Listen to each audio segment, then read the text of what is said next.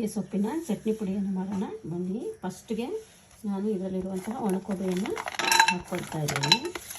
ಇದನ್ನು ಸ್ವಲ್ಪ ಹುರ್ಕೊಳ್ಳೋಣ. ಇದರ ಜೊತೆಗೆ ನುಗ್ಗೆ ಸೊಪ್ಪಿದೆ, ಹಸಿ ನುಗ್ಗೆ ಸೊಪ್ಪು ಹಾಕ್ತಾಯಿದ್ದೀನಿ. ಇದನ್ನು ಇದರ ಜೊತೆಲೇ ಹುರ್ಕೊಳ್ಳೋಣ.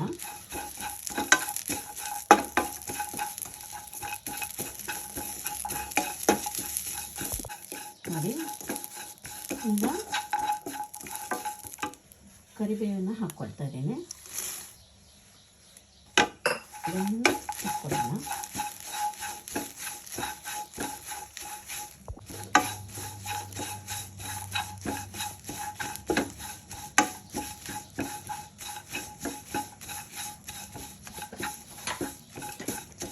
ಇದರ ಜೊತೆಯಲ್ಲಿ ಒಣಮೆಣಸಿನ್ಕಾಯಿಗಳನ್ನ ಹಾಕ್ಕೊತಾ ಇದ್ದೀನಿ. ಅದನ್ನು ಹುರ್ಕೊಳ್ಳೋಣ.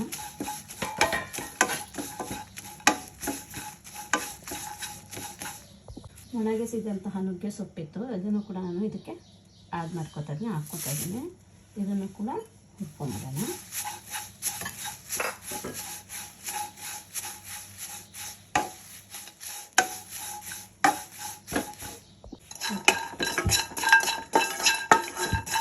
ಕೆಂಪಾಗೋದು ಹುರ್ಕೊಳ್ಳೋಣ.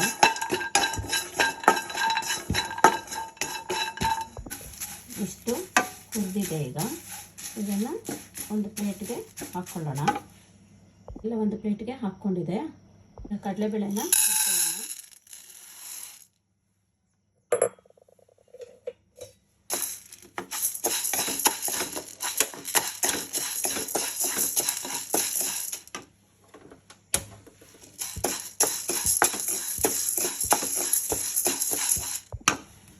ಕಡಲೆಬೇಳೆಯನ್ನು ಮುಕ್ಕಾಲು ಭಾಗ ಹುರಿದ ಮೇಲೆ ನಾನು ಕಡಲೆಕಾಯಿ ಬೀಜ ಹಾಕ್ತಾಯಿದ್ದೀನಿ.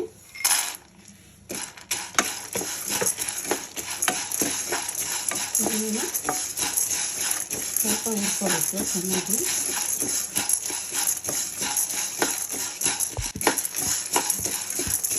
ಇದರ ಜೊತೆಯಲ್ಲೇ ನಾನು ಕಡಲೆಕಾಯಿ ಕೂಡ ಹಾಕ್ತಾಯಿದ್ದೀನಿ.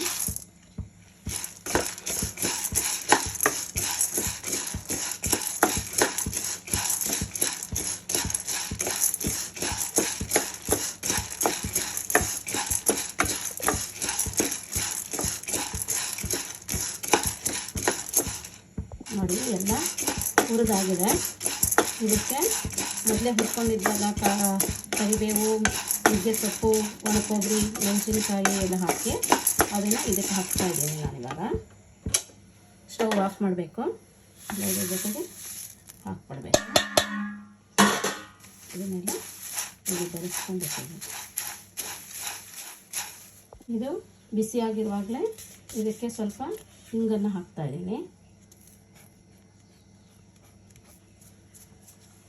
ನೆಕ್ಸ್ಟು ಇದಕ್ಕೆ ಉಪ್ಪನ್ನು ಆ್ಯಡ್ ಮಾಡ್ಕೊತಾ ಇದ್ದೀನಿ. ಉಪ್ಪು ಸೇರಿಸ್ತಾ ಇದ್ದೀನಿ ಇದಕ್ಕೆ ರುಚಿಗೆ ತಕ್ಕಷ್ಟು. ಮತ್ತು ಬೆಲ್ಲ ಮತ್ತು ಸಕ್ಕರೆ ಎರಡನ್ನೂ ಹಾಕ್ತಾಯಿದ್ದೀನಿ. ಎಷ್ಟು ಬೇಕೋ ಅಷ್ಟು ಹಾಕ್ಕೊಳ್ಳಿ. ನೆಕ್ಸ್ಟು ಹುಣಸೆ ಹಣ್ಣನ್ನು ಹಾಕ್ತಾಯಿದ್ದೀನಿ. ಇದನ್ನೆಲ್ಲ ಹೀಗೆ ಬೆರೆಸ್ಕೋಬೇಕು.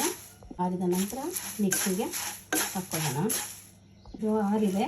ಈಗ ಮಿಕ್ಸಿ ಜಾರ್ಗೆ ಹಾಕ್ಕೊಳ್ಳೋಣ ಎಲ್ಲ ಪುಡಿ ಮಾಡೋದಕ್ಕೆ.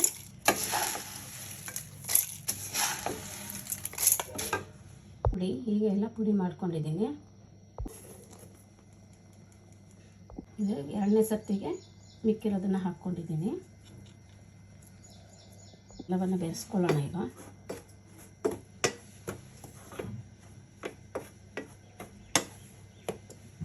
ಉಪ್ಪಿನ ಚಟ್ನಿ ಪುಡಿ ನಿಮಗೆ ತಿನ್ನಲು ರೆಡಿಯಾಗಿದೆ.